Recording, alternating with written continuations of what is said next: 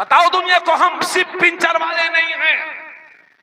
इस देश की तरक्की में मुसलमान के कलम की स्याही लगी हुई है। अगर तुम इसी तरह से सोते रह गए तो दुनिया तुम्हारा इतिहास बदल देगी और तुम्हारे आबा उस्ताद की मेहनतों पर पानी फेर दिया जाएगा।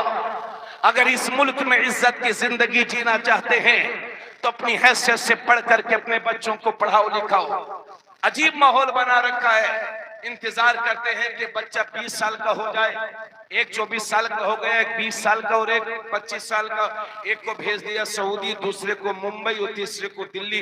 जाओ बेटे तुम कमा कमा के लाओ, तुम्हारे अब्बू जी गांव में प्रधानी का इलेक्शन लड़ाएंगे। इंतजार करते हैं कि कब हमारे बच्चे, अगर किसी से कहो पढ़ाओ तो वो कहते हैं हजरत साहब नौकरी तो मिलती नहीं। अरे भाई इतना बड़ा मुल्क है, कितने लोगों को नौकरी मिलेगी? और याद रहे, तालीम नौकरी हासिल करने के लिए नहीं हासिल की जाती, तालीम अच्छा इंसान बनने के लिए हासिल की जाती है। सुने भाई मेरी बात, आप ये मत सोचना अपने बच्चों की तालीम पर ध्यान दीजिए, मगर अंग्रेज भी मत बनाइए। इसलिए कि आजकल चल क्या रहा है, अगर बच्चा स्कूल जाए सुबह सुबह और कहे दादाजी अस्सलाम वालेकुम, तो दादाजी उतने खुश नहीं होते, कह देते हैं वालेकुम अस्सलाम, जाओ बेटे जाओ। लेकिन जब उधर से आया कहा दादाजी गुड आफ्टरनून, तो 80 साल के दादा खुश। अरे बाप रे बाप, मेरा पोता इतना बड़ा इंग्लिश में। रात में बच्चा सो रहा है, माँ जी गुड नाइट, तो अम्मी जी भी खुश हैं, मेरा बेटा बहुत इंग्लिश पढ़ गया है। सुबह सुबह दादी को सलाम कर रहा है, मदर जी है ना, दादी जी गुड मॉर्निंग, तो दादी खुश है। मतलब यह है कि अंग्रेज तो चले गए मगर अपने गुलाम छोड़ गए। हालांकि जिस सलाम पर आप मरे जा रहे हो उनका मतलब भी तो समझ लो। गुड मॉर्निंग का मतलब यह है कि तुम्हारी सुबह अच्छी हो, भले से तबीयत दोपहर को खराब हो जाए। गुड आफ्टरनून का मतलब यह है कि तुम्हारी दोपहर अच्छी हो, भले से शाम को डेंगू हो जाए। गुड नाइट का मतलब यह है कि रात अच्छी हो, भले से सुबह को आंख खुले या ना खुले। तो ये वो सलाम है जिन पर हम और आप मरे जा रहे हैं।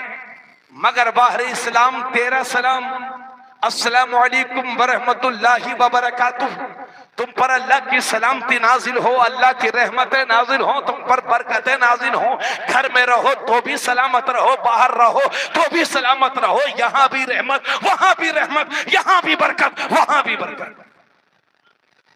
तुम्हारे नबी से दिया हुआ तोहफा किसी और मजहबी पेशवा के पास नहीं है।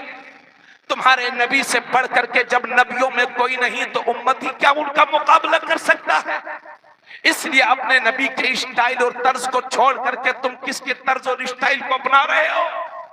नौजवानों आओ, अगर इन मसाइल का हल चाहते हो तो दामन मुस्तफा की पनाह ले लो। आखिर में बस आपसे ही अर्ज करूंगा, आपके यहाँ मदरसा है? कहाँ है मदरसा? उसकी स्लिप पड़ी कि नहीं? हमने तकरीर की थी अभी 6 महीने पहले, जब मदरसों की जांच हुई थी, खास तौर से नेपाल बॉर्डर पर जो मदरसे हैं, कुछ मदरसों में ताले लगे। मैंने कहा था कि आप नियम कानून के मुताबिक अपने मदरसे बनाओ, जिस चाबी से ताला बंद हुआ है इंशाल्लाह उसी चाबी से ताला खुलेगा। दुनिया ने देखा कि मदरसे खुले। 2 साल पहले उत्तर प्रदेश के हाई कोर्ट ने कहा कि मदरसों की तालीम गैर कानूनी है और मदरसे गैर कानूनी है। हम लोगों ने अल्हम्दुलिल्लाह पूरी ताकत के साथ मदरसे के तंजीम ने, संगठन ने सुप्रीम कोर्ट में उत्तर प्रदेश के हाई कोर्ट के हुक्म को चैलेंज किया। सुप्रीम कोर्ट ने पहले तो स्टे दिया और उसके बाद हतमी फैसला सुप्रीम कोर्ट ने यह किया कि मदरसों की तालीम गैर कानूनी नहीं बल्कि कानूनी है। हिंदुस्तान में मुसलमान अपने मदरसे खोल सकते हैं। अल्लाह का शुक्र है, इन मदरसों को कोई नहीं मिटा सकता। जब तक धरती पर कलमा पढ़ने वाले रहेंगे इंशाअल्लाह आपके ये मदरसे भी रहेंगे। मगर ये कितनी शर्म की बात है कि गांव में सैकड़ों मकान अच्छे और पक्के बने हुए हैं और मदरसे की छत तक नहीं है, मदरसा पूरी कंडीशन में है। आपसे ये अपील करूंगा कि इस साल आपको मदरसों का पूरा ध्यान देना है। अगर रमजान शरीफ में 100 रुपए देते थे तो 1000 रुपए दीजिए, 1000 देते थे तो 10,000 दीजिए। आप अपने बच्चों को 4-4, 3-3, 5-5 हजार के कपड़े खरीदवाते हैं, तो खुदारा एक कपड़े भर का पैसा मदरसे के लिए दीजिए। अगर ये मदरसे जिंदा रहेंगे तो एक मुसलमान होने की हैसियत से आपके बेटे भी जिंदा रहेंगे, वरना यूनिवर्सिटियों से इमाम और मुदर्रिस उलमा और नमाज जनाजा पढ़ने वाले नहीं मिलते। अल्लाह का शुक्र है, जहां इन मदरसों ने हमारी कौम की खिदमत की है, वहीं इन मदरसों ने हमारे मुल्क की खिदमत भी की है। इसी आजाद मुल्क की आजादी के लिए इसी जिला सीतापुर के खैराबाद के अल्लामा फजल हक खैराबादी को कौन भुला सकता है, कि जिन्होंने हिंदुस्तान की आजादी के खातिर फतवा दिया। और जब अल्लामा फजल हक खैराबादी से कहा गया कि फतवा बदल दो, तुम्हारे कदमों पर इख्तिदार डाल दिया जाएगा, तो हजरत ने मरना तो गवारा किया मगर फतवा ना बदला और यह फैसला कर दिया कि हिंदुस्तान को आजाद कराने के लिए हिंदुस्तान के मुसलमानों पर जिहाद फर्ज है।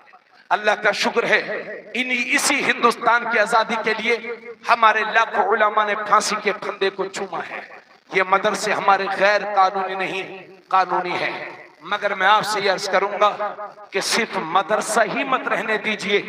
अगर 3 सब्जेक्ट उर्दू, अरबी और फारसी के होते हैं तो 2 सब्जेक्ट हिंदी, इंग्लिश और रियाजी, गणित अपने मदरसों में जरूर शामिल कीजिए। साइंस भी शामिल कीजिए।